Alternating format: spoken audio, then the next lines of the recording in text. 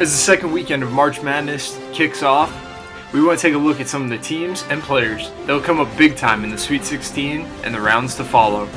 This tournament's been nothing short of fun to watch, and it's just awesome to watch these teams compete that we missed last year. So hopefully you enjoyed this video as we look at one of the teams of the Sweet 16. So welcome to Just Hoops and the road to the Final Four. In this video, we want to take a look at the UCLA Bruins as they prepare for their matchup against Alabama. UCLA had a pretty good year this year, going 20-9 and 13-6 in the Pac-12. They lost 4 games straight before entering the tournament, and then they were able to rattle off wins against Michigan State in the first 4, following that up with wins in the first weekend against BYU and Abilene Christian. First, let's talk about them on the defensive end of the floor. One small thing I want to talk about, they aren't afraid to pressure you from the jump. This includes a full court man-to-man, or they just pick up three-quarter court. They just want to pressure offenses and make them do something stupid before they even get across the half court. And this pressure could also speed up your half court offense once you get across the timeline. It sets up the UCLA defense very well. In the half court, the defensive scheme allows the team to be highly physical while also being highly active in their containment of the ball and pressure of the ball. They force the offense into tough twos and playing 1v1 and being very stagnant. In this possession, you can see BYU get stuck on one side of the floor and basically turns it over with a bad shot at the end of the shot clock. They like pressuring the ball. They're not particularly going to force you in a direction, but when the ball is below the break or below the foul line, you'll see them force you baseline more. Like right here, he's square to the ball, and then trying to have his active hands deflect the post entry. Because UCLA doesn't send a ton of help in the gaps, I think that's why they try to square up and play more one-on-one defense and react to where the offense is going more than forcing them in a direction. Their on-ball pressure is second to none in college basketball. It's actually incredible that they haven't had a better season than they had, with the amount of pressure and defensive activity that they show at this end of the floor. In this play, you see the ball get deflected, you see denials, you see switching, you see active hands, active feet. It's just a really good defensive possession that ends in a tough shot for the offense. With the amount of pressure that they put on the ball, they have to have very active hands, and they're really good at activating the ball on switches and on reversals. When the ball is passed, they close out with hot hands and active feet, forcing the offense to panic and either rush or forcing them to become stagnant with the ball in their hands. This is a huge key to their defensive pressure and their success at this end of the floor. One scheme I just want to bring up briefly that'll come up huge against Bama is how they switch 1 through 4 and they hedge hard with their 5-man. Switching 1 through 4 as they do, they switch up, which means that they get into the ball and pressure. When switching breaks down due to miscommunications, they're very good at scrambling and getting people in positions to just pick up the ball.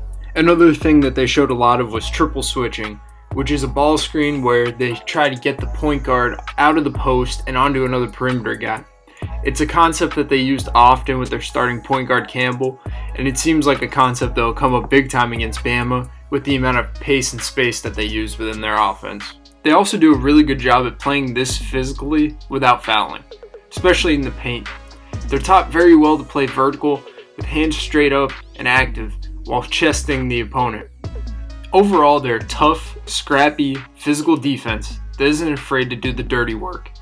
This is just so good to watch for me because it's just so competitive and fiery, and it's just what you expect to see from defenses in this time of year.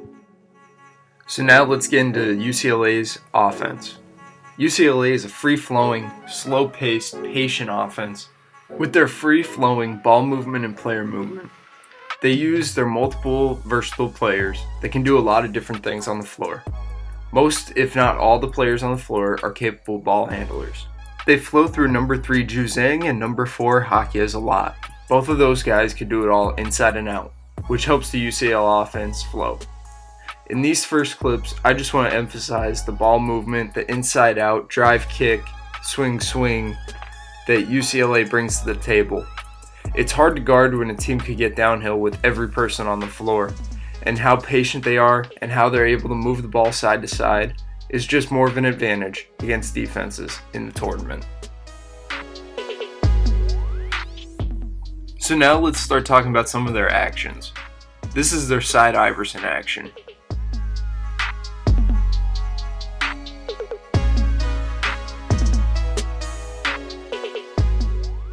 Let's break down the side Iverson action. A typical Iverson cut will have two screens at the elbows. The first screen is extended lower to the same side as the corner man. Then the second screen is placed at the elbow. The corner will come up and shallow up under the ball, and then use that second screen as a flare to catch on the move and make a play.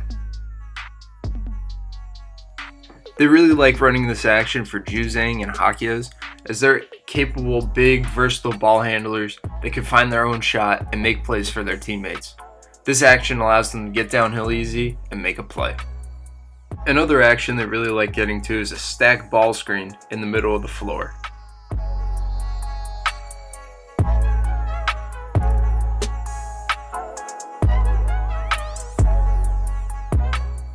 Let's break it down real quick.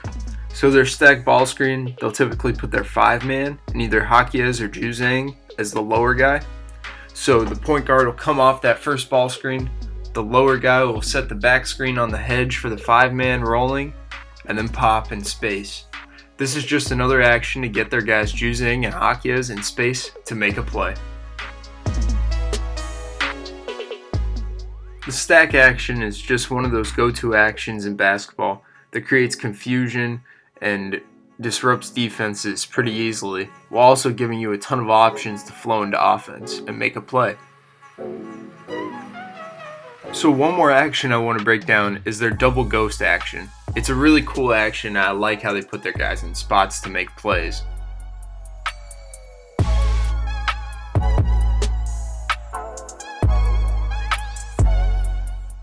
So, for their double ghost action, they'll start off with 4 guys on one side of the floor. And then the 2 high guys, usually Hakias and Juzang, will come over and ghost the ball. This double ghost screen will create confusion on the ball, or it puts it into a 2-man game with Juzang and Hakias on the same side of the floor. Besides the actions though, UCLA keeps it pretty simple on the offensive side of the floor, utilizing and flowing through high middle ball screens a ton. With their versatility on the offensive side of the floor, they have a ton of guys that can both handle and set the screens. And they have a ton of spacing variations where they go to the 2-man side, away from the 2-man side, flatten out on the baseline. It's just, they throw a lot at defensive coverages, and they also just have the players that can make plays with the ball in their hands. So it's tough to guard when you have this much firepower on the offensive side of the floor, and it's a simple way to just create a flow and create a pace within the offense. It gives them that randomness and unscoutableness basically that will make it hard for teams, in especially a tournament setting, to prepare for what's coming their way when the game tips off.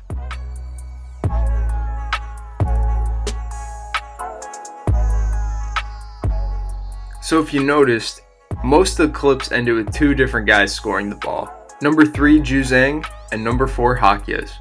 These 2 are the head of the snake when it comes to UCLA's offense. When the offense breaks down and something needs to happen, one of them 2 find the ball naturally and completely organically within the offense. They're so good of players with great IQ and feel for the game that they're able to impact both by scoring and facilitating for their teammates. They also play really well together in 2-man games, which come throughout most of their actions and just throughout the natural flow of the offense. As you guys noticed though, as we went through the actions, a lot of it was purposely designed to get these 2 guys in space to make a play. A lot of their offensive sets and actions are used specifically for this reason in mind, to get their 2 best players in space to make a play.